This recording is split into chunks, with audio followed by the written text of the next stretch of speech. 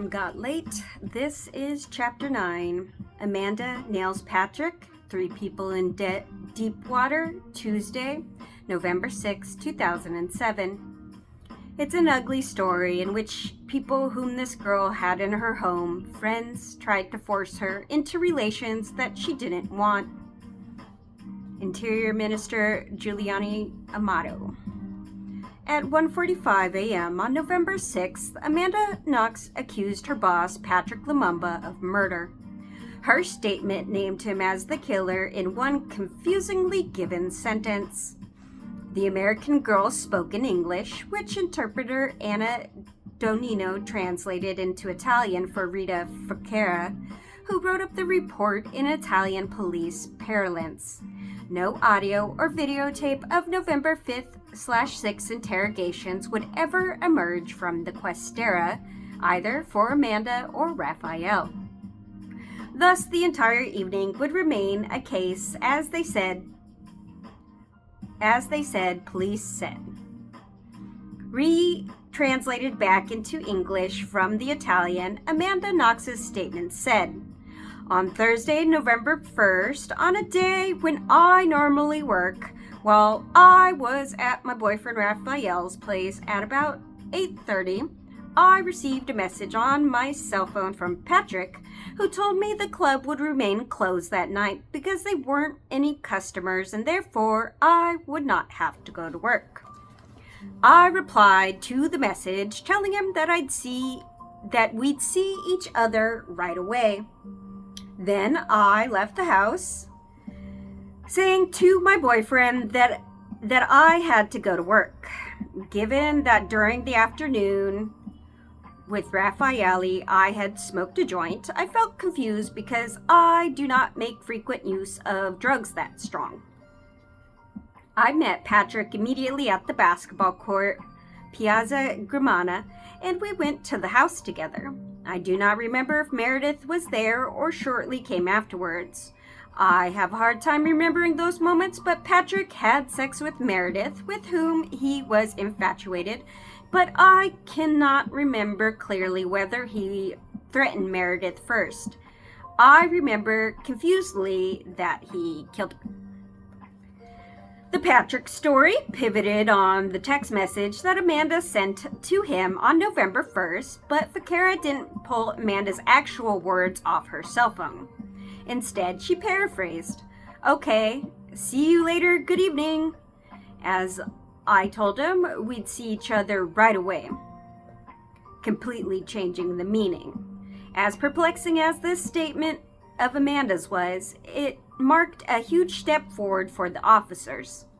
Not only had the American girl now admitted that she had left Raffaele's flat on the night of the murder, but she'd also placed herself at the crime. Her story now lined up better with Raffaele's new story because in both versions, Amanda left the flat. However, the police still didn't have a coherent tale. Raffaele now said that Amanda Knox had left his house at 9 p.m. and joined her friends at La Chic. She now said she left at 8:30 p.m. to meet Patrick at the basketball court. Neither versions accounted for Amanda being at Raffaele's at 5:45 p.m. and 8:45 p.m. to greet Giovanna Popovic. By naming Patrick, Amanda Knox had created a legal quagmire for herself. Under Italian law, failing to prevent a crime was considered the same as participating in it. As Police Chief Arturo De Felici would soon explain to reporters. Even if I was drinking a beer and watching soccer while this was going on in the next room, I would be responsible for it. Given the American girl's rudimentary Italian and ignorance of Italian law, she was unlikely to understand that she had now crossed the line from person informed of facts to suspect. Had she simply stopped talking, her 1:45 a.m. statement could have been used against her in court, only against Patrick, since she had made it as a witness. Police needed her to repeat her declarations as a suspect to set them in stone. The safeguarded witness, Italian law, required police to provide lawyers at this point. Later, police would claim that Amanda Knox had told them that she didn't need a lawyer. She, however, remembered the conversation like so. "Do you need a lawyer?" "No, that would only make things worse for you." Fucking asshole. The American student also claimed that police never warned her that she was facing 30 years in jail, a life sentence in Italy if she didn't cooperate. Enter Giuliani Mangione, the high-profile prosecutor assigned to the case. Only he could assign detention order for Amanda or Raphael, or Patrick for that matter. Having been informed by the phone that Amanda had broken, the bear-like pipe-smoking Mangini drove immediately to the Questera and entered her interrogation room, where he found the American girl sobbing uncontrollably.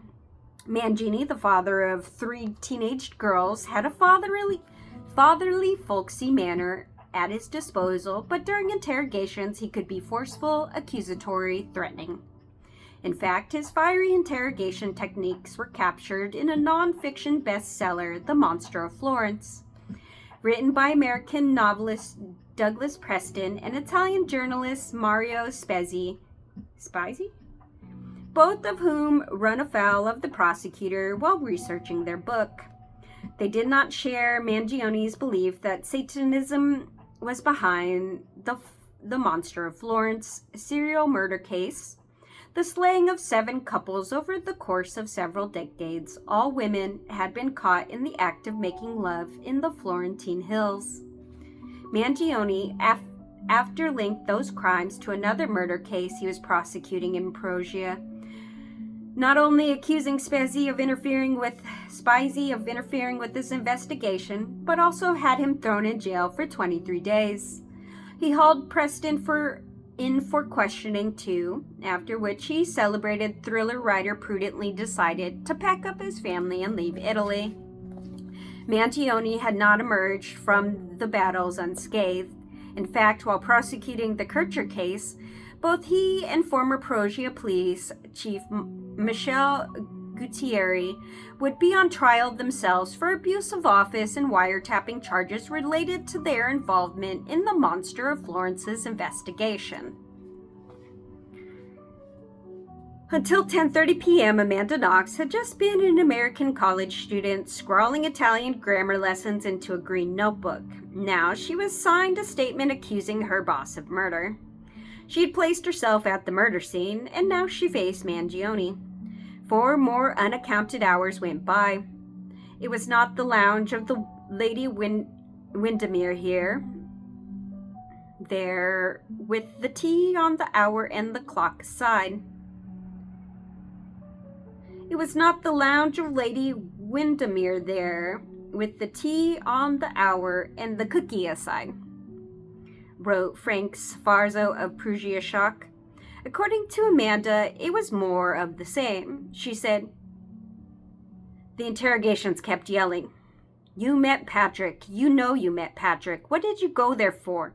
She said the interpreter Donino stood behind her, shouting things in her ears. Officers kept coming in and out, sometimes as many as 10 officers grouped around her, all shouting. Prosecutor Mangione made suggestions about what she might have heard or seen at the cottage, all of which would be heavily denied in court. In fact, Mangione would always question Amanda about naming Patrick, as if he hadn't witnessed any of the events, as if he hadn't even been there.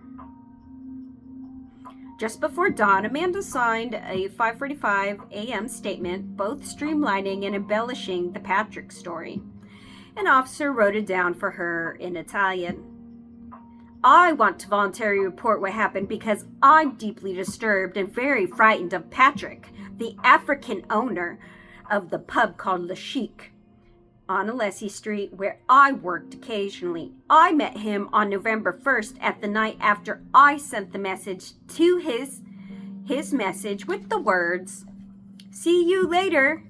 We soon met at about 9 p.m. at the basketball court in Piazza Gramana. We went to my house on the Via del pergola number 7. I cannot remember if my friend Meredith was already in the house or if she came after, but I can say that she disappeared into her bedroom with Patrick while I stayed, I think, in the kitchen. I can't remember how long they were in her bedroom, but at one point I heard Meredith screaming and I was scared and covered my ears. I do not remember anything after that. I have a lot of confusion in my head. I do not remember if Meredith screamed or if I heard thuds because I was in shock, but I could imagine what was going on. After so many hours, the word voluntary had an odd ring. This version mentioned confusion, but not drugs. The actual text message appeared, but was shortened to "see you later."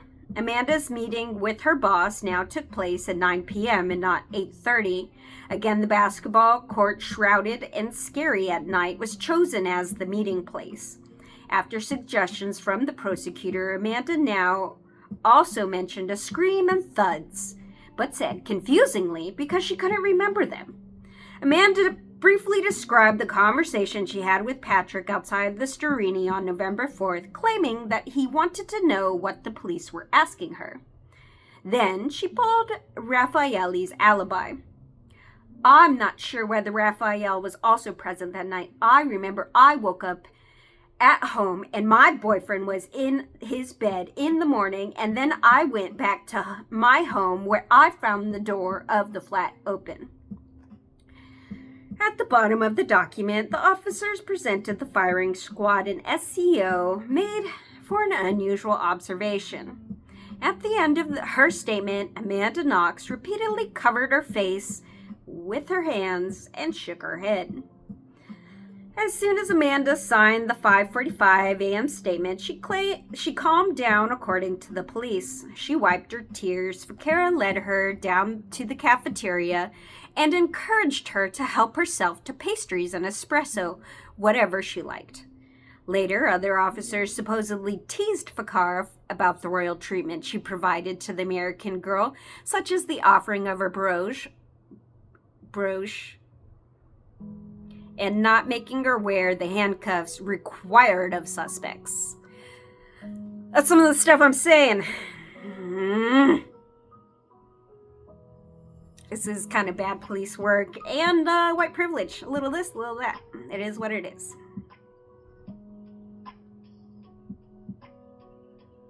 They insisted that every amenity was provided. That's not what Amanda Knox said. She was tortured. She was tortured by a government. Nobody saved her. Alternatively, Amanda Knox would say that she was not treated like a person. Forgot. Was not treated like a person until after she had signed on the dotted line. No food, no water, no bathroom breaks or naps. In any case, once she returned from the cafeteria, police put her under arrest. Prosecutor Mangione detention order built colorfully upon the statement, placing Amanda at the murder scene and accusing her of helping to carry out a rape that, according to the coroner, might not have even occurred. The sexual relations between Meredith and Patrick must have been considered violent in nature, Mangione wrote, considering the particularly intimidating atmosphere in which it occurred, and Amanda Knox must be considered a contributor to Patrick in the infliction. Amanda, it turned out later, did not really understand that she was under arrest.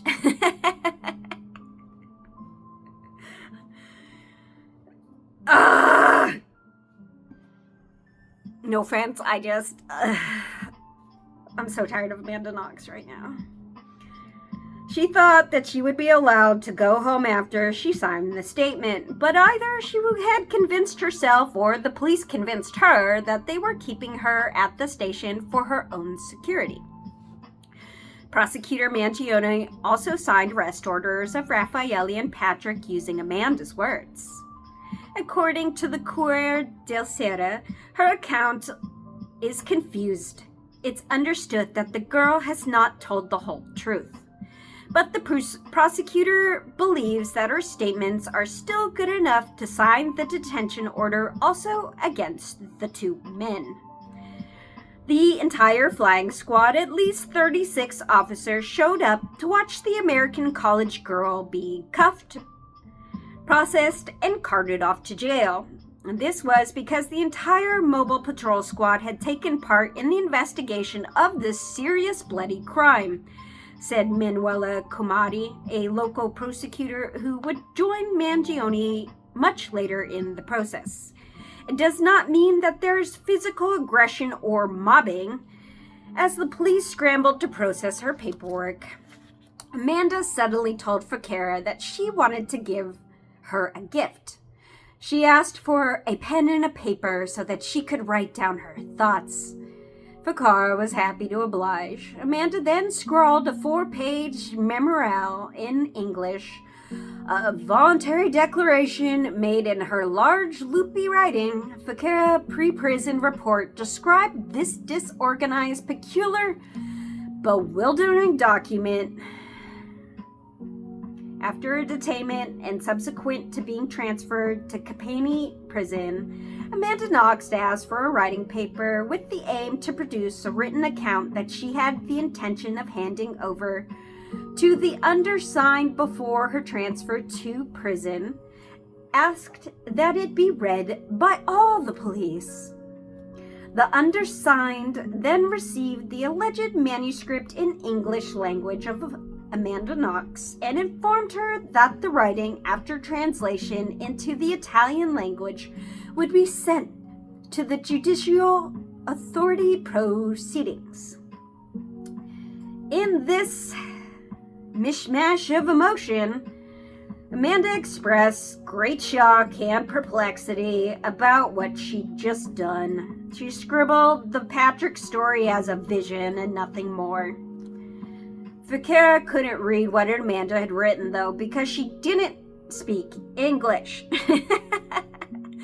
And so she handed it off to an interpreter and slapped the handcuffs on Amanda. Unbeknownst to Amanda, the police had already locked up Patrick Lumumba. Lorena Zugarini had left the Questera shortly after Amanda signed her first statement at 1:45 a.m., accompanied by high-ranking Danielle Muscatelli and other cops. These officers staged a pre-dawn raid on Patrick's house. They pounded on his door, disrupting the entire family, including Patrick's beautiful common-law Polish wife, Alexandra Kana.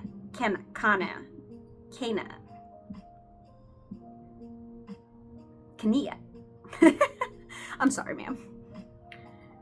Their toddler son heard the pounding and ran to the door, followed closely by his father, who had been preparing a baby bottle. Later, Miss Moscatelli hedged and said that he couldn't remember whether or not the bartender had been wearing pajamas when he was disturbed. Clearly, he was not dressed for the evening, I can say that. Patrick opened the door to an intimidating sight. Police cars were everywhere, as were armed officers.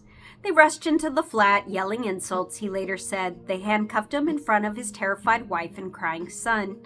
His arrest was so public that when he was hustled outside, a neighbor claimed to have heard him shout, "I haven't done anything wrong." Raffaele Slecito, meanwhile, had continued to proclaim his innocence, telling police that he had stayed at home on November 1st, the night of the murder. It was chilly outside, and he had no intentions of leaving his warm and comfortable flat. Far into the night, the police had hammered him. They continued to insist that the flick knife he had been foolish enough to bring into the station was the murder weapon. They also doubted his "I was on the computer when Meredith died" alibi, but it was too soon for them to have done through a computer check. Most seriously, they claimed that the Nike shoe footprints Raffaele had worn to the station matched the bloody footprint by Meredith's bed. "I was barefoot until I arrived home, where they gave me a pair of my shoes that was there," he later said. "I walked around barefoot at the police station and onto the street. Afterwards, the officer escorted the Italian prisoner back to the Questera, where a spectacular show was about to begin. We're halfway through the book. Let's get it. There's only 20 chapters. This is chapter 10. From Perp Walk to Prison, Tuesday, November 6, 2007. A police convoy, 10 cars long, blasts through the streets, sirens blaring. Police wave to the grateful crowds and raise their fists in triumph. Daily Mail. An American woman who traveled... So everyone else calls Amanda a woman, but Amanda and her family call herself a girl. To this day, Amanda Knox calls herself a girl. I'm 36. I get pissed off when people call me a girl, but I also work in civil offices, so there's that. All of this could have been avoided if they just treated Amanda like a regular citizen, if they stopped calling her a girl, if they called her a woman. Jesus fucking Christ. An American woman who traveled to Italy to comfort her daughter, followed the slaying of her British roommate, was told during the journey that her grown daughter was being detained as a suspect. Sorry, I paraphrased. I inserted the word grown because Amanda Knox was already grown at this point. That sunlit fall morning, police staged a once-in-a-century perp walk, a United Nations of pain and embarrassment. They insisted that the murder of Meredith Kircher, who had died alone in her bedroom, on her bedroom floor... Sorry. I'm sorry, Meredith. I gotta shake off the Amanda Knox. I'm pissed off for no reason. They insisted that the murders of a Meredith Kircher, who had died alone on her bedroom floor, bleeding, choking under a beige duvet, were not night dwellers, the drug pushers, or the thieves from the alleyway, but the people next door, the smart ones, the good kids, who went to college. The unforgettable images of Raphael Celestito, Amanda Knox, and Patrick Lumumba would be splashed on TV screens all over the world. The video became a YouTube favorite, an Italian take on the beautiful and the damned. Meredith Kircher's the only beautiful person in the story, so... Sure.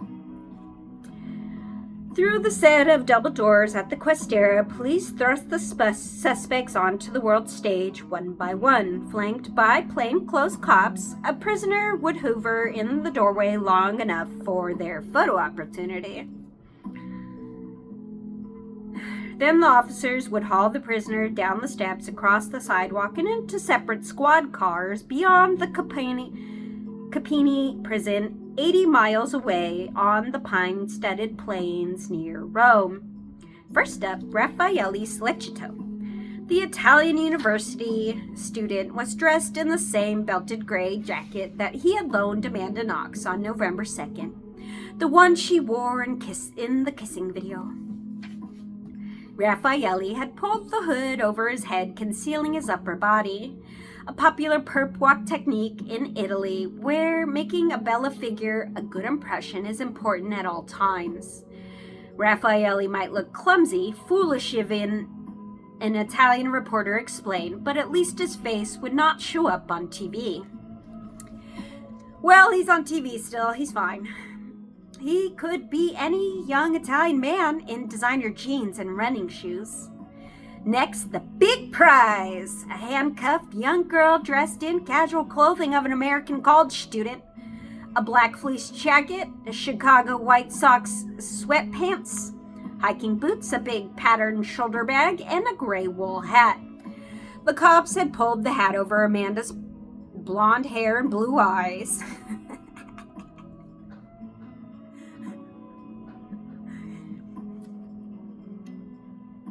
Whatever, man. This is one of those things. People wonder why I'm having a hard time living in America right now. Don't know what Amanda's looks have to do with her being a suspect, but okay. The cops pulled the hat down over Amanda's blonde hair and blue eyes, a maneuver that her handcuffs kept her from performing. cops who escorted her had also conducted an all-night interrogation. Rita Ficara, the brown-haired officer with the hard face, held her tightly by one arm. Lorena Zuccherini clutched the other. This mismatched trio paused in the doorway. A good-looking young officer with a stylish goatee came up behind them, balancing an unlit cigarette in his lower lip, looking excited, jazzed up. Snap, snap with the cameras. The videotape rolled. Ficara scowled. She yanked the wool cap even further down Amanda's face. Then Ficara and Zuccherini's hustled the prisoner to a squad car and waited while she slid into the back seat. Before they slammed the door, they allowed a photographer one last shot. Amanda faced the camera, the cap still hiding her eyes. Her skin was very pale, her mouth slightly open. She looked perplexed, weary, as she waited for instructions. Later, Zuccherini would insist that Amanda Knox gave her a goodbye kiss on the cheek, that they were just two women at that point, not cop and prisoner.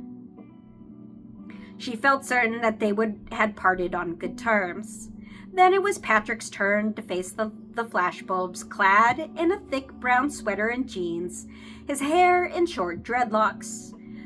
He had no way to hide his face because he was handcuffed, and nobody loaned him a cap. Well, it's fascinating. The one colored suspect in here doesn't get the due respect as everyone else. That's wild. That's crazy.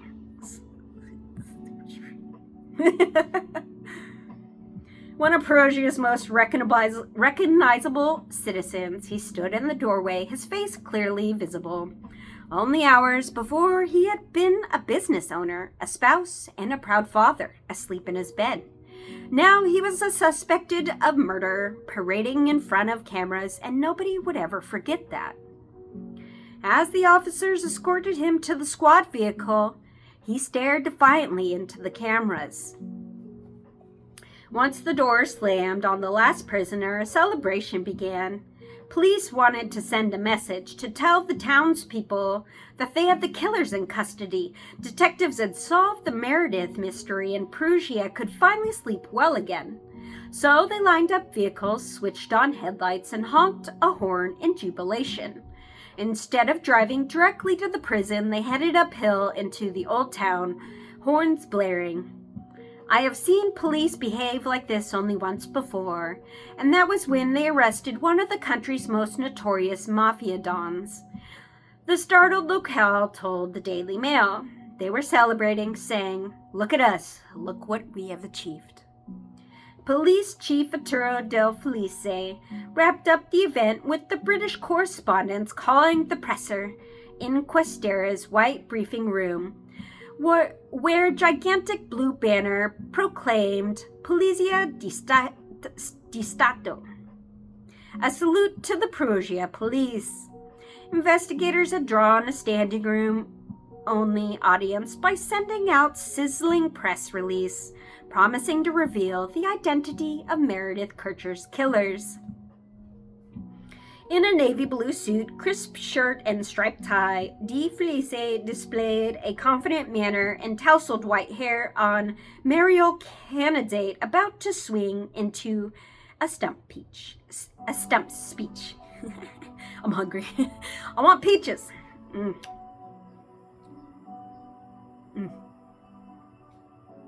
I got a mango in my fridge. Not to brag, but...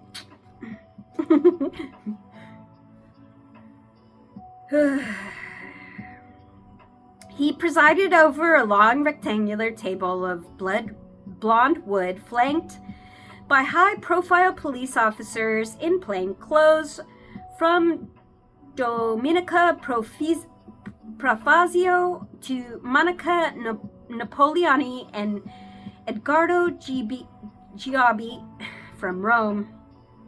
Another row of case-related officers included Lorena. Zuccherini stood behind him in blue vests that said Polizia on them in big letters. The only major player missing was prosecutor Giuliani Mangione, the maestro of the investigation. He was hovering somewhere outside of the briefing room and would be photographed exiting the building with the other big shots. De Felici waited until the rumpled-looking reporter's cell phone pressed against their ears settled into the bright blue chairs. Then he delivered a cocktail esplosivo straight from Prosecutor Mangione's desk, telling them that the English girl had died fighting off a sexual attack launched by a trio of friends.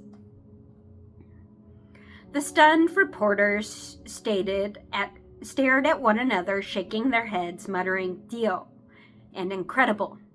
Here they'd spent fruitless days trying to write anecdotes out of increasingly hostile students.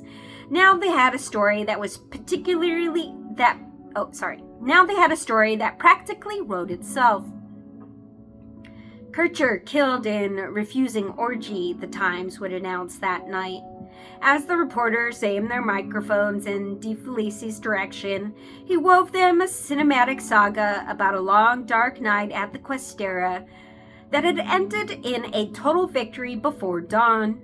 Everything had come together when the American girl made a partial confession. She crumbled. She confessed there were holes in her alibi. Still are. Still did. I still believe her confession.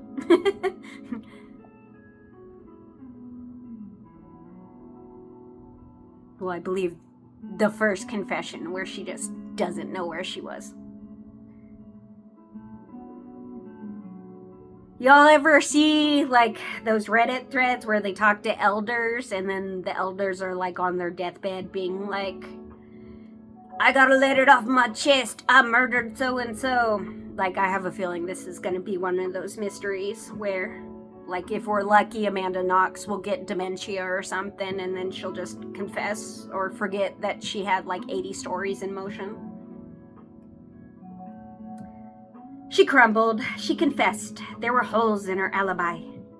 De Felici didn't explain how the prosecutor could weave an orgy gone wrong story out of Amanda's baffling confession about a single attacker, a scream in the night, and a murder she didn't see because she was in the kitchen.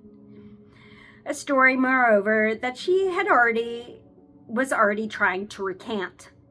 In the 4-page memorial scribbled just before her arrest, she remembered correctly that she'd actually texted "good evening" after "see you later" to Patrick on the night Meredith died. She claimed that she saw a vision. I saw a vision.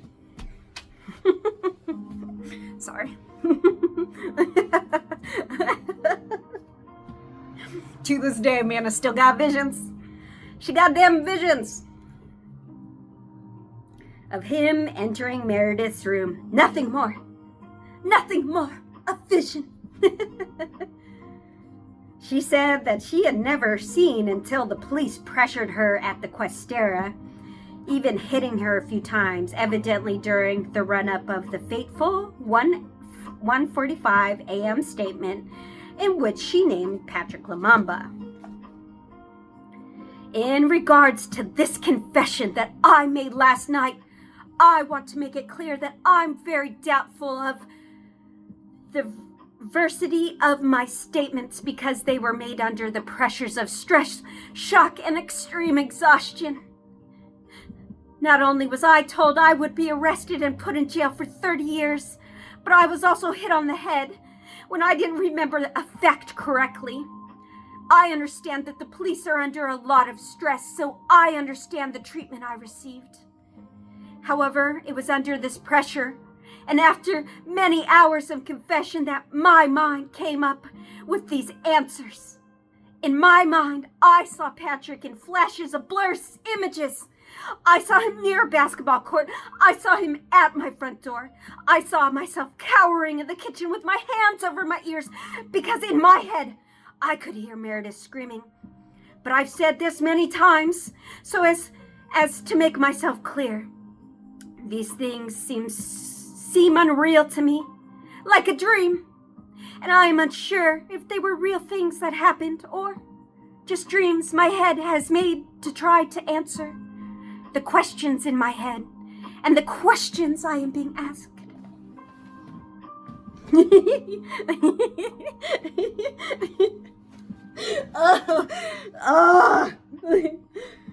I'm sorry. I do this because I've definitely watched my fair share of Amanda Knox. At the press conference, DeFelice talked a good game, but he didn't have the aces he wanted to flash. He could only tell reporters what might be true. The forensic results from the Rome lab wouldn't be in for another 3 or 4 days.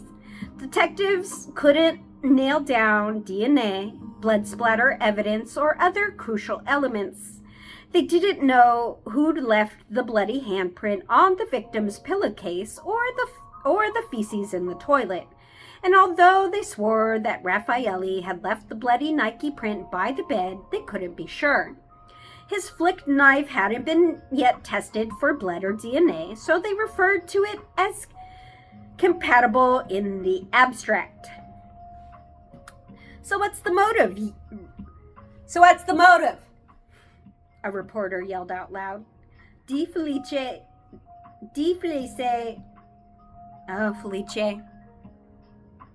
Flashed a tight little smile and stared through his thick black glasses directly into the TV. The motive is sexual, very much so. That is one of the grounds for the arrest.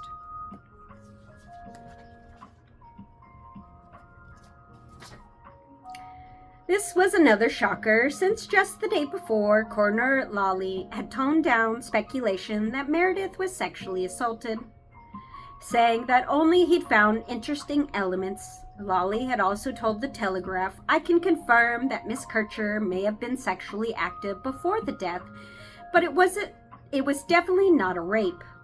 That same day, DeFelice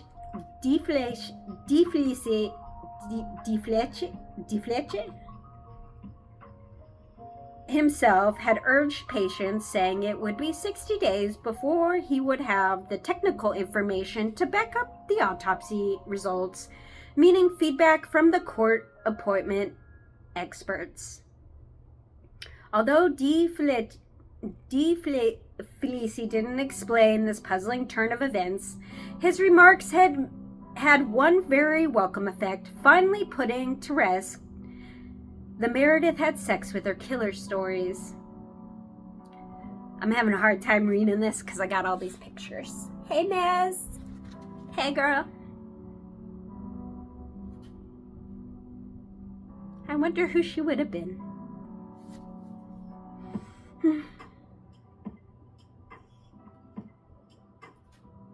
She was a victim, nothing more, the police chief assured the press, stating what was obvious, calling the British student morally innocent. He said that the coroner hadn't found alcohol or drugs in her bloodstream. Then he stressed the foreignness of the crime, ticking off the nationalities involved, beginning with the British student, the murder student Inglese. Even Raffaelli from the southern part of the country came across as an outsider, as did Patrick, despite being a popular bar owner, homeowner, and longtime resident. They were not Prussian, not even Umbrian. In fact, the Italian press would always refer to Patrick as Congolese. Raphael would be Barese, Barese, B-A-R-E-S-E, Barese, or Puglisi, designating him from Bari or in the Puglia region. And for middle-class Amanda, reporters everywhere would place spoiled, privileged, or entitled before American, in implication, if not always on the page. We still do. They're not wrong. The fact that after her arrest, unpopular in Europe, did nothing to help her. When she spoke, a pressure from police, Italian reporters would often bring up waterboarding and other abusive interrogation techniques practiced at Guantanamo Bay. De Felice called cell phone recordings vital to the investigation, insisting the Italian investigators could pinpoint the location of calls with laser-like accuracy, even within narrow Piazza Gramana, where distances were measured in yards. Ooh, we got pictures.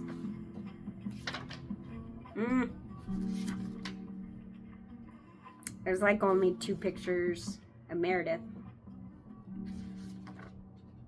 Oh, look. It's the picture family. Hey, guys. I'll probably make that my thumbprint. Hi, ma'am. Hi, Meredith's mom. Hi, Meredith's dad. He claimed that all 3 suspects had lied about their whereabouts on the night of the crime. If I told you I was in Rome, but the record showed I was in Paris, then you might begin to ask questions, he said, listing cities nearly 700 miles apart in different countries. Amanda was the linchpin of the police strategy, he said. She had crumbled when police confronted her with the Patrick text, which police chief shortened for the reporters to "see you later." He also claimed that she had set up the meeting with her boss at 8:35 p.m., which would mean that she had left Raffaelle's flat, met Patrick in the basketball court, escorted him to the cottage, waited around until Meredith got there at 9 p.m., overheard her screaming and as she was murdered, and then yet somehow also managed to be in Raffaelle's flat at 8:45 to greet his friend Giovanna, acting cheerful and calm. Initially, the American gave the versions of event we know was not correct, De Felice said, seeming to underline the police role in impacting Patrick. She buckled and made an admission of facts that we knew were correct, and from that we were able to bring them all in. He conceded that he did not know specifically who did what, but under Italian law, that didn't matter. They all participated but had different roles, he said. De Felice told reporters that Raffaele Sollecito had also crumbled. Not only had he admitted to lying, but he had also blamed the falsehood of his American girlfriend. Indeed, changing alibis and pointing fingers at others seldom did suspect any good in a police station or in court. As for the suspect's civil rights, De Felice boasted that they wouldn't be allowed to see a lawyer until their first hearing. Il Maggiore would later spell out Mangione's role in this action, noting that the magistrate who coordinates the police investigation has prohibited the meeting between the suspects and their lawyers until the moment when the 3 appear before a judge. Since the suspect had given conflicting stories, police would also throw them into solitary confinement to prevent opportunities for collusion. They would be treated like roundup mafioso until their first hearing, and seriousness of which could not be exaggerated. Under Italian law, a judge had to confirm the arrest within the next few days. If the judge said yes, the prosecutor would hold the prisoner suspected of murder and sexual assault for up to a year without charges while the investigation went forward. They could meet their lawyers at their first hearing, said De Felice, which would be soon enough. We will not question them today. They will have to reflect upon what they have told us. Then the police chief wrapped up things with a bang. We felt the weight of the city, which was asking us to solve the case and to do so quickly. The case was not cracked overnight, no, but in 5 days, that is fast enough. Caso Cusio, he declared. Case closed. That same day, Meredith Kircher's bereaved parents, John and Arlene Kircher, her older sister Stephanie, made their appearance in an old town, meeting with everyone from the prosecutor Mangione to Chief De Felice and the mayor. Wherever they went, it was a mob scene. Reporters poked sound booms and video cameras into their faces, nearly knocking them over, shouting their names. They traveled in a trio: black-haired Stephanie, who shared her sister's large brown eyes and beautifully sculptured face; John Kircher, tall, nervous, puffing on cigarettes; and Arlene, ashen and frail, dignified, her dark hair parted down the middle, her eyes bleak, being large, thick glasses. Being large behind large, thick glasses. While mother and daughter went into the morgue to identify Meredith Kircher's body, John decided that he could not bear the anguish. The last time he had seen his daughter, they had gone out for coffee in London, and she had showed him a new pair of boots that she had just bought.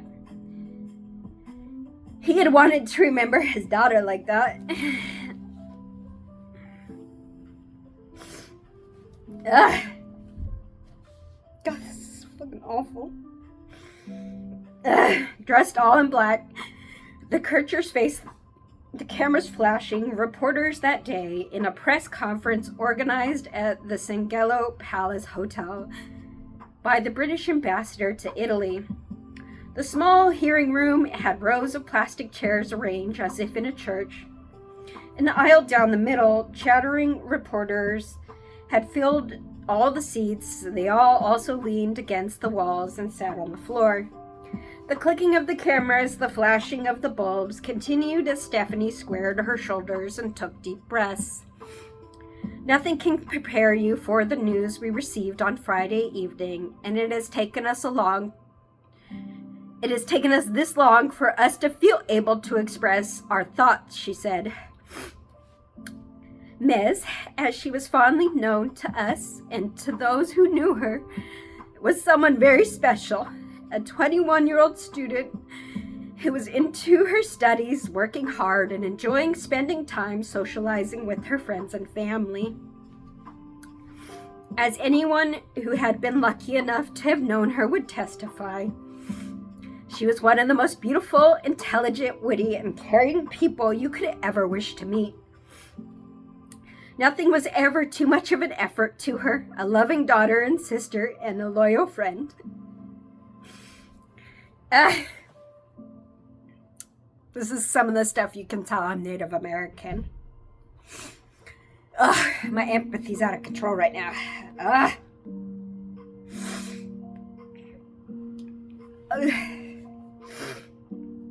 I might just be like real raw with emotions because I just lost my sister in December. And I had a best friend homicided by by stabbing when I was younger, in my early 20s. So this story, I picked it out because it really bothered me that everyone just moved on.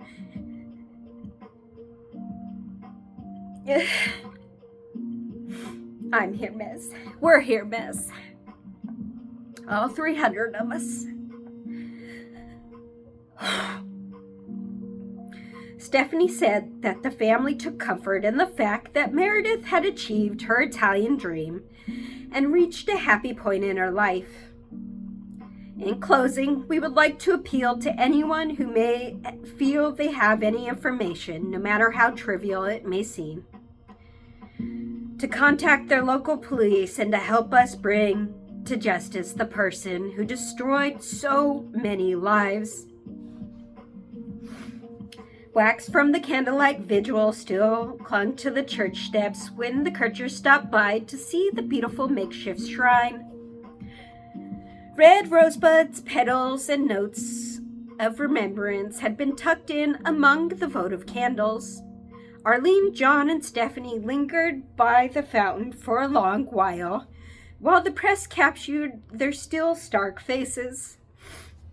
John lit a candle for his daughter and scrawled on a torn sheet of lined paper,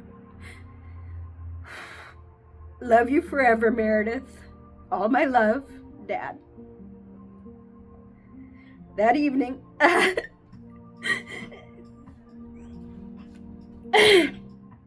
That evening, mourners lit more candles for Meredith on the church steps. Students drifted into the bars, into Merlin's, Latanas, Del Orso, and Shamrock. They gathered on the Corso to smoke and chat, feeling bolder now that the police had cleared the streets of killers. Just outside the high stone walls, cars churned on San Angelo, and the view over the valley was as hypnotic as ever. Mourners had tied bunches of white lilies to an iron railing of the darkened cottage where 8 young people had once lived. For the families of the suspects, November 6th felt like a day without an end. All a blur, as Etna Mellis would later say. Alexandria, Patrick's wife, was stunned and frightened. She spent the hours quietly with their son, believing completely in the bar owner's innocence. In Bari, nearly 300 miles south, Raffaelli's father, Francisco Celestito, learned of his son's imprisonment when he saw the news stories on the internet. He made immediate plans to travel to Umbria, accompanied by a lawyer. At this moment, I cannot speak to anyone, he told the press, but I am convinced with absolute certainty that my son had nothing to do with this affair. Oh, I don't know about that, man. Raffaelli's aunt, Rosera Achilli, spoke with the same conviction. He's a wonderful boy, she said. Sensitive, discreet, polite. Okay. Whatever, bro. A boy who has always been timid and afraid and disturbing of others. Quiet, walking on tiptoes so not to be an annoyance of his presence. Edna Mellis, Amanda's mother, was normally known for her cheerful ways and wry sense of humor. She's fine. She still has those things. She had flown out of Seattle on November 5th, the day that Amanda began her final questioning. Her plane was diverted to Switzerland and landed on November 6th. That's where she learned that her daughter had been arrested. Her husband, Chris, reached her by phone to tell her the news. I was physically ill, and then I went into the bathroom to throw up, she said. She was stuck in Switzerland for 5 hours, walking around the airport in disbelief. Finally, she flew on to Rome and boarded a train to Perugia. Her daughter wouldn't pick her up at the station, obviously, and Edna wasn't allowed to see her. The other people helped Amanda's mother from visiting Seattleites to... Seattleite is a person from Seattle. To public officials and locals. The city of Perugia even put her up in an apartment at first. The locals were kind, and they would always be kind, even when her face became world famous as the mother of a murder suspect. Perugia's people were discreet. They nodded at her and other family members when they saw them on the street, and then they let them go about their business. Etna was a school teacher. She knew how to organize to get things done. But this first night, there was nothing she could do, not even watch TV. Every time she switched it on, she saw Amanda, caught on film, handcuffed, with the wool hat pulled down over her eyes. Etna strained to understand what the newscasters were saying, but it wasn't impossible. She didn't speak a word of Italian. That night, her daughter's first night in the prison, Etna stood at her apartment window long after dark, looking down the street. Even at 3 a.m., she could see people walking by, but they seemed to occupy an entirely different world. Later on, she would just struggle to describe this experience, to put it into terms that an ordinary person could understand. The best she could say that a glass wall seemed to separate her now from all the other people, from any kind of a normal situation, and it seems like this would be a permanent change. They still do interviews for money. She's fine. Meanwhile, Amanda's father, Kurt Knox, was also making plans to fly to Italy to help Etna win their daughter's release. They did not question her innocence, ever. "We are 100% certain that she had nothing to do with this," Kurt would tell reporters time and time again. The chasm between the Kircher family and the Knox-Mellis family was deep and wide. Still is. True story. Amanda Knox is still bothering the Kircher family. It's fucking weird. Leave them alone. The two families would be in the same room only once under supremely ugly circumstances. The Kirchers bore the great pain, but the other family endured its own peculiar agony. They got the worst call, Kurt would often tell reporters. Duh. The worst call you could ever get. We got a different call. We still have hope for our girl. The Independent captured the horror of both predicaments. One family visiting a morgue, the other a prison. Public sympathy greeted the arrival in Italy of Meredith Kircher's broken parents, who had called their daughter Mez, noted the reporter. Her father, John, a freelance journalist, was clearly touched by the support he had received from the press pack covering the crime. But another distraught couple was also making their way to Perugia. When Amanda Knox's bewildered parents arrived from far away Seattle, the wide-eyed middle-class pair were visibly struggling to make sense of a nightmarish situation. The reporter was of the first to accurately portray Amanda's social status. She was not a child of privilege, per se, as the networks called her. Just because her family was a Macy's executive. Her parents had separated when she was 3, and Kurt had a second family and 2 more daughters to raise.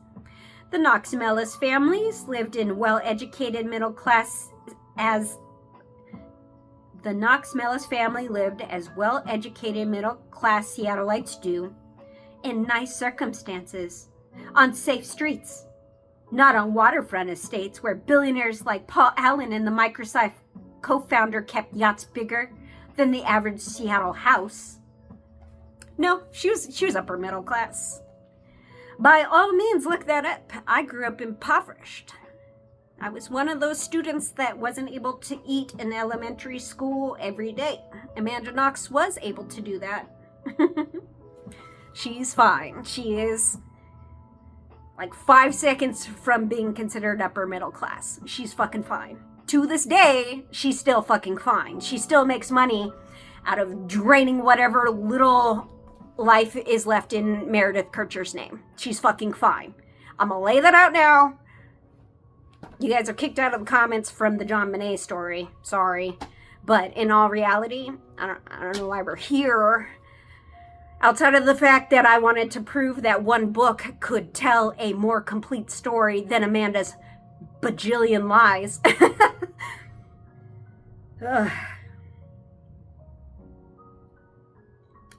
While the suspects' families dealt with their anguish,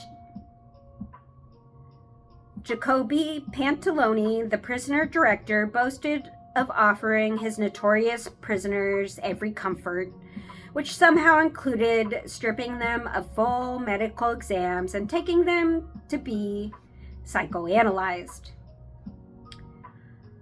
Well, I mean, Amanda's got random memories popping up in her head. Maybe she should be psychoanalyzed. That's how that works. All 3 were tested psychologically, he said, and the girl is particularly confused, but that is only logical and normal under her circumstances.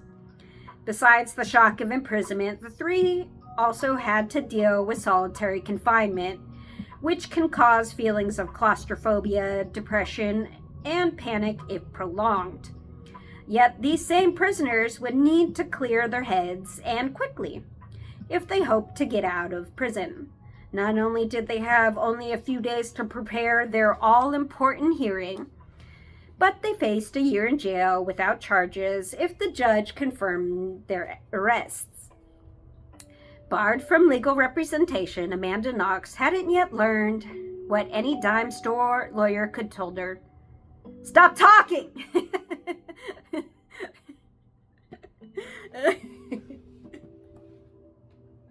That was just me. Something I've wanted to say to Amanda. I'm sorry, that was so rude. Stop talking. Ugh.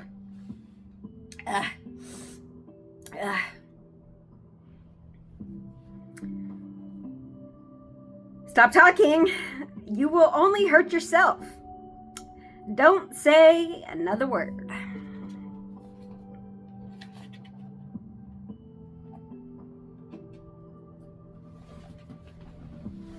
Ugh.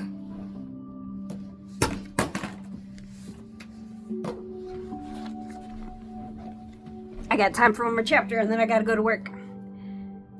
Chapter 11, The MySpace Killers. I had a MySpace. My MySpace days. Tuesday, November 7th, 2007. Murdered Meredith, flatmate's crazy boyfriend, poses with a meat cleaver and bleach, mailed online. Foxy Noxy, inside the twisted world of flatmate suspected of Meredith's murder, Daily Mail. Amanda Knox's friend DJ said that she was baffled by what had happened to her. She placed a lot of faith in investigators' hands and they abused it. When this thing first happened, everyone Amanda knew was calling her up and telling her to come home. Some people even warned her that she was probably considered a suspect because she was so close to Meredith. But she kept telling people, no, I want to stay and help the police find out what happened. I have to think she regrets that decision now. DJ had been in his Chinese dorm room when he heard about Amanda's arrest. A girl knocked on his door and said, I'm sorry to hear about your friend. I didn't know what the heck they were talking about, so I checked the news. He switched on his computer and did a search of Amanda's name. Hundreds of headlines popped up. American student held in study abroad probe.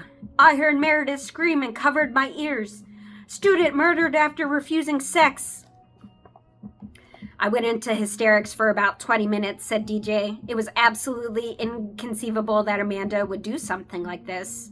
My mind just couldn't process it at all. I still can't believe what has happened. Then I just crashed for several days. I didn't want to be with anyone. I couldn't take anything in. In Seattle, people who knew Amanda Knox were stunned by her arrest, from her teachers to her friends to former employers. This was the girl her relatives had said who couldn't hurt a fish.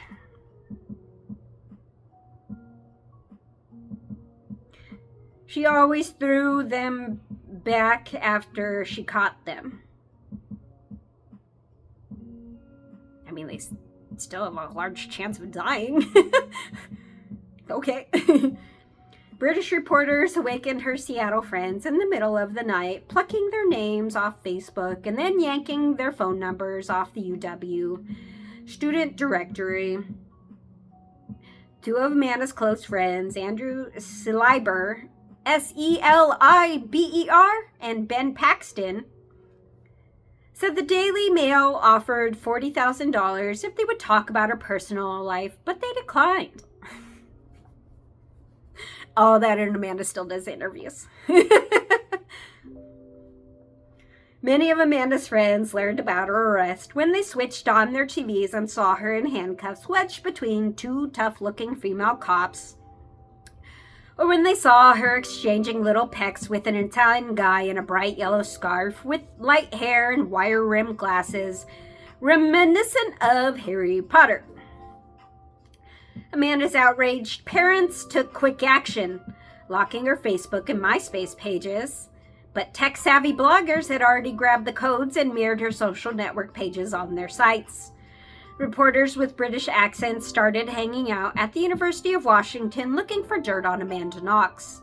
They drove to her house, the house of Edna and Chris Mellis in West Seattle, and then they headed over to the nearby house of Kurt and Cassandra Knox, a larger, more expensive dwelling a few miles away. Edna and Chris Mellis came used to coming home to find their curbside mailbox wide open and their mail strewn on the ground. Letters from Amanda they'd never seen then popped up in British tabloids. Yeah, don't do that. That's a federal crime. What the fuck?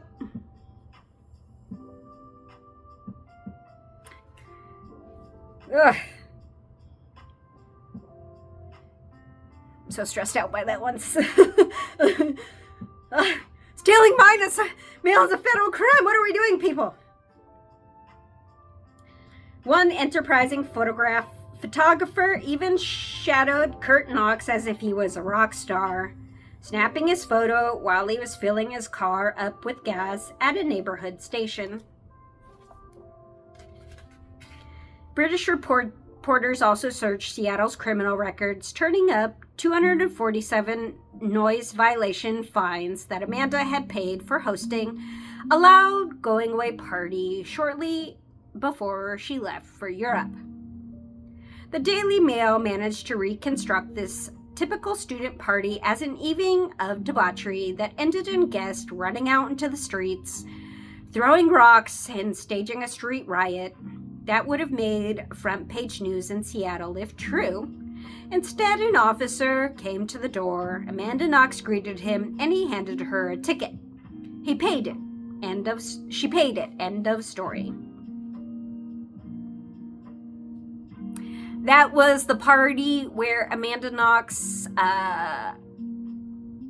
and her friends wasted police time claiming they were partying because of a burglary, I believe it was. Yeah, that was the police report, that the excuse was somebody had been burglarized and therefore they were throwing a going away party and they were sorry or something. Either way, there was victimization that somebody was burglarized and Amanda Knox happened to be at the party and a noise violation was given. While the Seattle girl's relatives claims that she wouldn't hurt a minnow, a very different picture of her and Raffaele emerged in the press. They became the MySpace killers, avatars of their former selves, poster children for what shouldn't get put on the web. It was a feast, said a high-profile tabloid reporter, one of many who had a joyride on the internet. Reporters would also link Meredith's murder to other young people in stories like Dangerous Games of a Facebook generation. In fact, reporters were already writing about the lovers who met at a classical musical concert and had inserted a Harry Potter book and a Dewey Amelie film into their alibis as if they were a trench-coated shooters at the Columbine or groupies at the Charles Manson popular groupies of Charles Manson, popular comparisons that conspiracy theorists of the blogosphere also made. Amanda's nickname, Foxy Noxy, she gave that to herself, would sell 1 million newspapers. She used her childhood nickname as her MySpace alias, a moniker that her soccer teammates had given her supposedly because she crouched like a fox on a field. Obviously, it had a sexier meaning when applied to an adult. Headline writers couldn't resist the infinite variety of its uses. She's not Foxy Noxy, she's just a girl. Foxy Noxy's got some moxies. Why Foxy Noxy gets no respect? Most Europeans knew that Foxy meant sexy, but Italians didn't really get the get that Noxie was just a rhyme on Amanda's last name with no hidden meaning. They would translate Foxy Noxie as Vopa Cativa, or Evil Fox. We should call her that. Maybe I will. We'll replace the Evil Fox.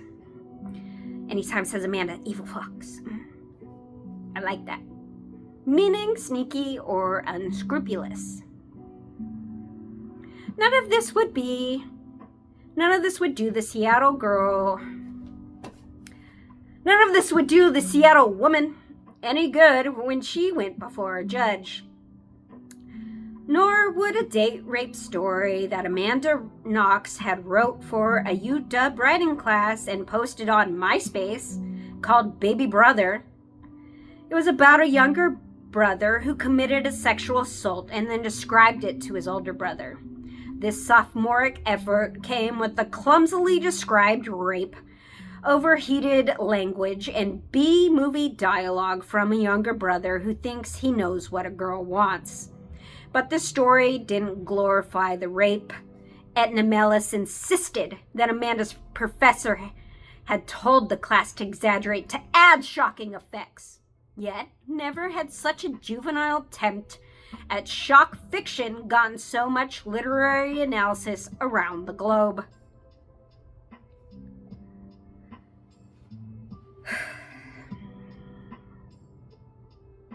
Pundits portrayed Amanda as a girl turned on by sex and violence.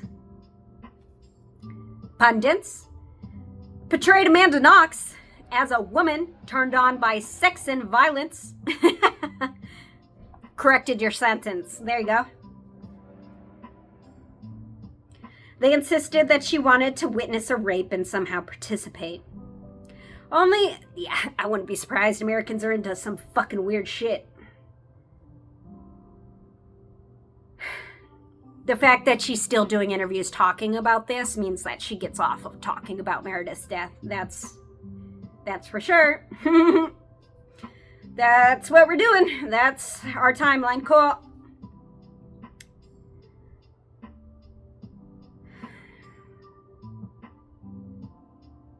You never had such a juvenile attempt. They insisted that she wanted to witness a rape or somewhat participate. Only a few pundits noted that Stephen King and other respected people write about murder for a living, and they have never killed anyone. Well, she didn't write about murder. She wrote about raping someone. Anyone who's ever read a handful of college-level creative writing assignments knows that date rape is a cliche of a genre, as is someone punching someone else in the face, wrote Christopher Frizzelli in an analysis of Amanda's work that appeared in The Stranger, a popular Seattle weekly.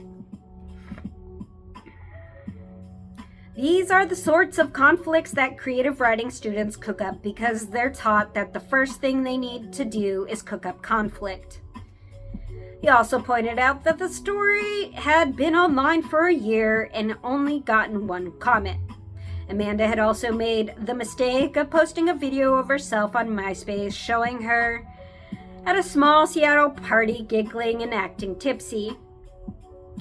"I drank 1.5 shots, she said into the camera. 1.5 shots, okay?" This would be a mere aperitif in Prussia, where shots often went for €1 a pop during happy hour, and as her friends pointed out in the video, a real drinker wouldn't have stopped at 1.5. The drinking video lit up YouTube. It seemed no one could resist a chance to see the actual murder suspect, Amanda Knox, clowning around with her friends. The footage fed into her new image as a good girl with a taste for booze as well as smoking pot. Some reporters went so far as to claim inaccurately that she had been a Seattle bartender. She was too young to even drink legally in the United States, let alone work in a bar, but she had pulled espresso during a part-time gig in the as a barista in a coffee shop like thousands of other young people in a caffeine-crazy Seattle.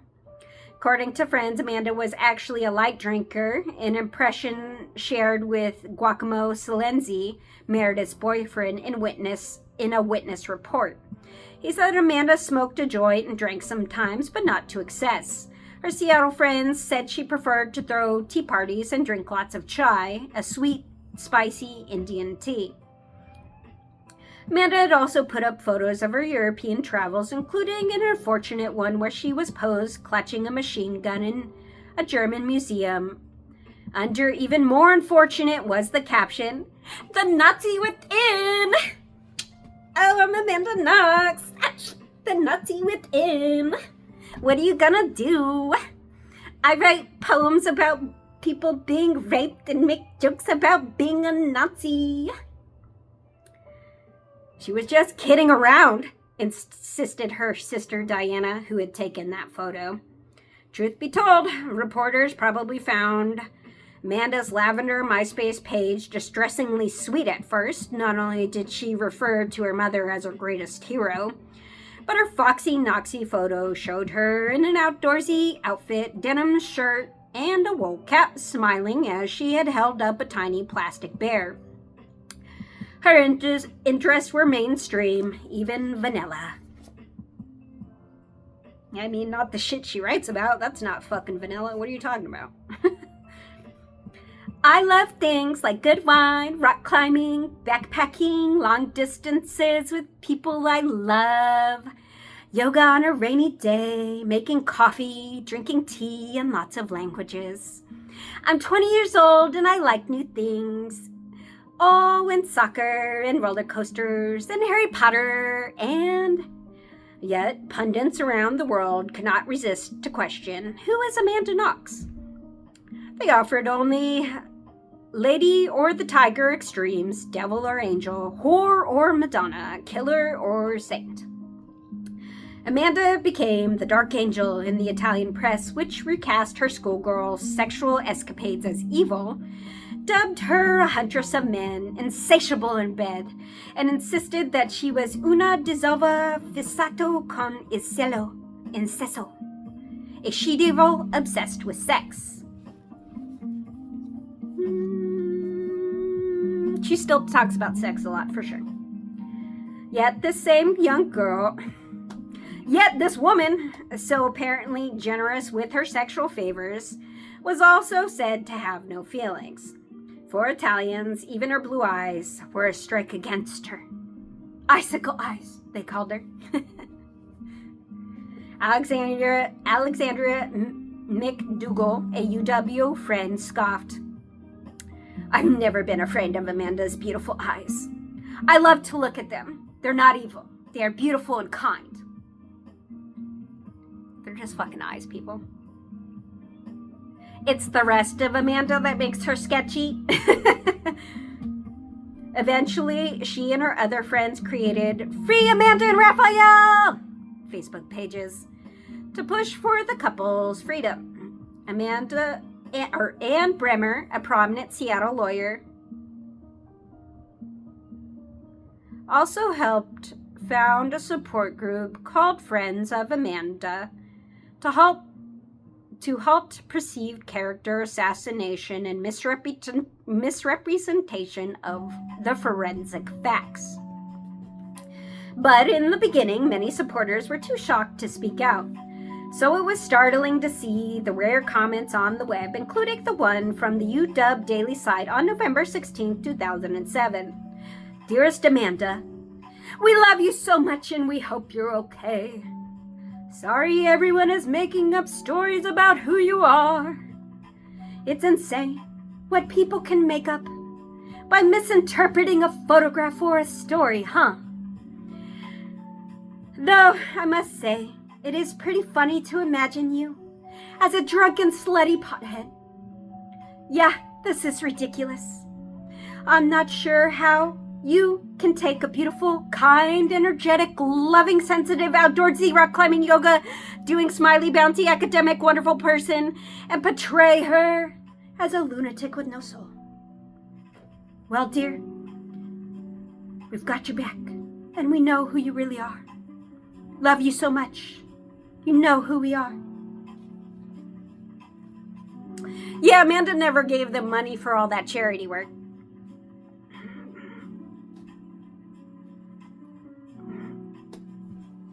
It's a weird tax-exempt charity, but whatever, bro. Meanwhile, British reporters were making a heroic effort to turn Raffaelli's blog, the stilted outpourings of a small-town doctor's son, into tabloid fodder.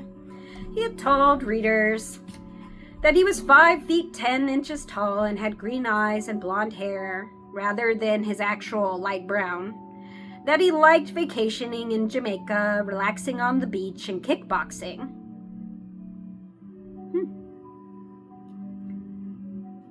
Meredith did put up a struggle. His taste veered toward the corny, and he eschewed very cultural references that some online critics pointed as inspirations for the crime. Yeah, they found out that he liked watching incest porn and hentai or something weird. Yeah, that's. His favorite film was Hamlet, not Natural Born Killers. He enjoyed listening to the Eurythmic Sweet Dreams, not Charles Manson-esque Helter Skelter. The Sun insisted that disturbing internet pictures of the Seattle-raised suspect who fantasized about drugging and raping a young woman on her MySpace site and Solicito had already emerged. She is seen with the machine gun, while he is seen as a mad doctor wielding a meat cleaver.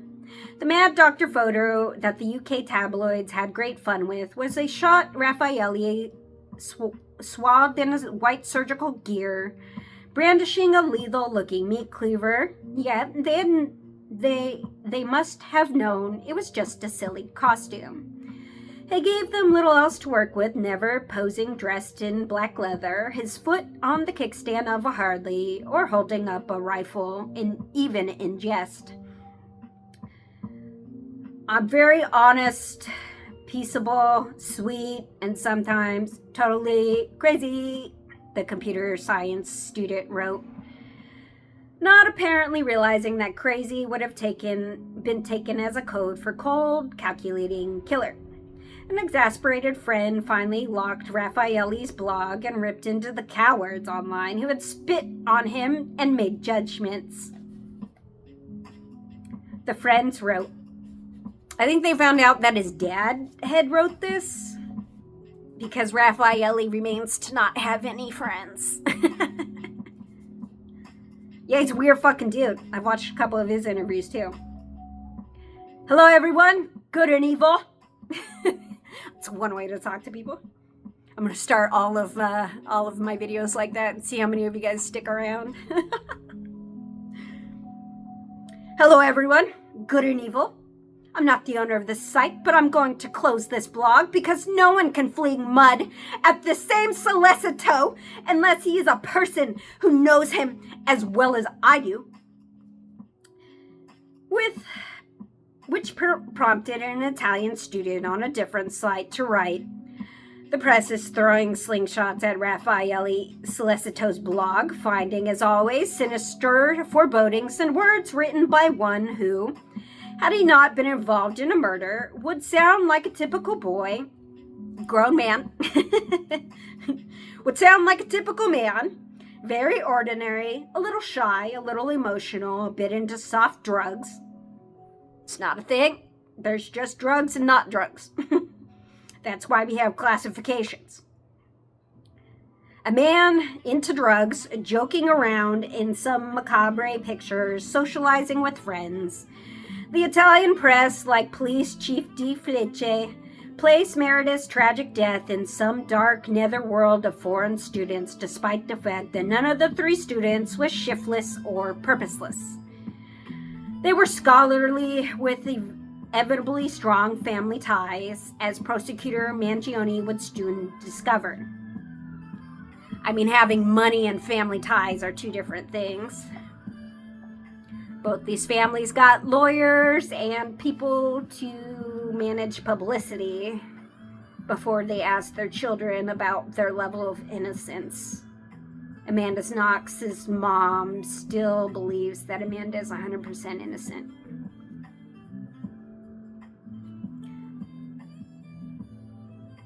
God saved me from my friends. I can protect myself from my enemies, said Tam Tam, one of the many Italian publications to link the murder to two sensational cases in the Bel Paese, in which disco-aged children had killed their parents with the help of friends. Tam Tam claimed that such crimes were happening more frequently. This is true. They are.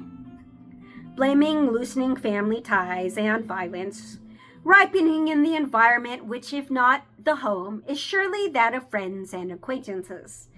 Yet Mangione's group murder theories was causing nationwide controversy because the particulars were so unusual.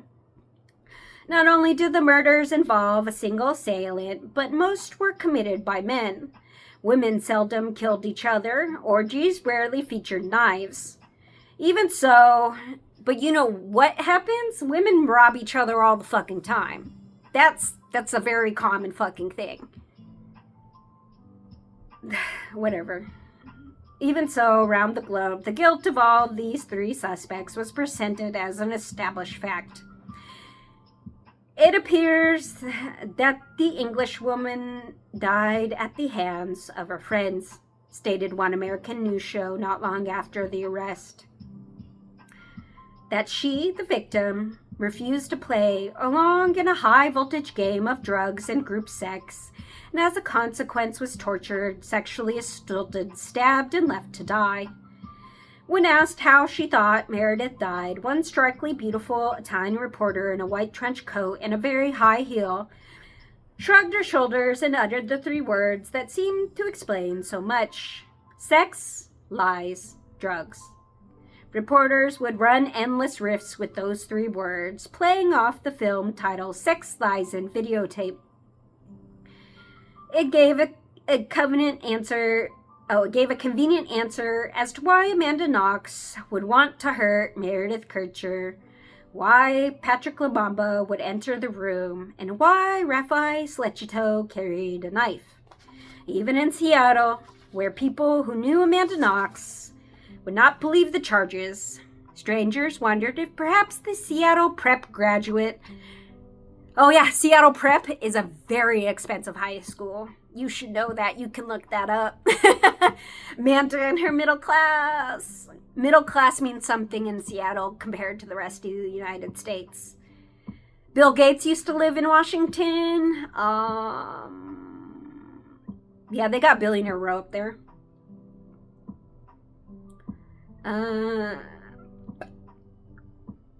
Strangers wondered if perhaps the Seattle Prep graduate had fallen in with a bad crowd over there in Europe, where she didn't have any family around.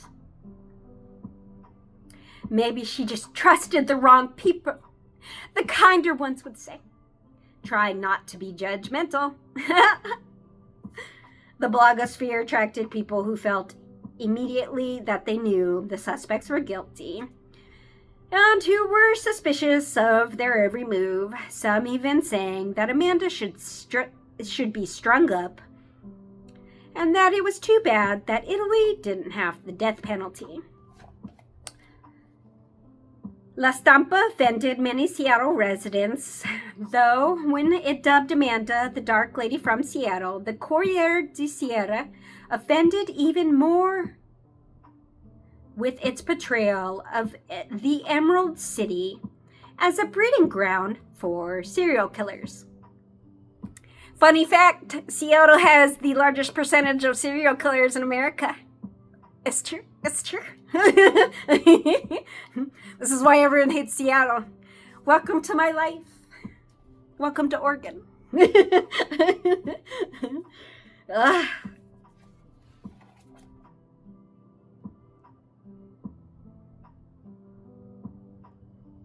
The prestigious newspaper linked Meredith's murder to Kurt Cobain's suicide in a Seattle mansion.